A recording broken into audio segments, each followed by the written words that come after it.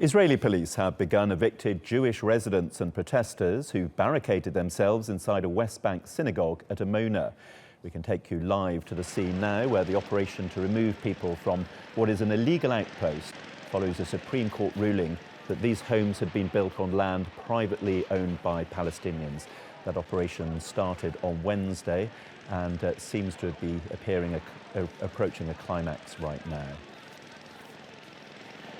Well, the Amona outpost was built in the 1990s, and unlike settlements, the construction of outposts isn't approved by the Israeli government.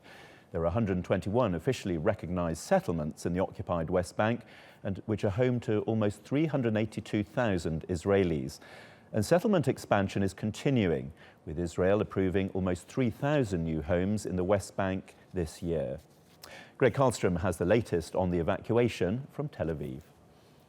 It has taken more than a day to evacuate Amona. We saw the Israeli police were able to get most of the settlers out of the homes on Wednesday, but hundreds of people still inside of the synagogue at Amona on Thursday. The police really went in with kid gloves here. They were wearing sweatshirts and baseball caps, many of them unarmed, in contrast to what we saw last month when the police went to demolish homes in a Bedouin town in the Negev desert in southern Israel. They went in full riot gear. Several people were hurt, were shot with sponge-tip bullets.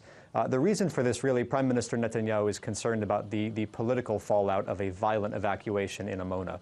We've seen polls that show the Israeli public at large is almost evenly split on whether they support carrying out this court order to demolish the outpost or not.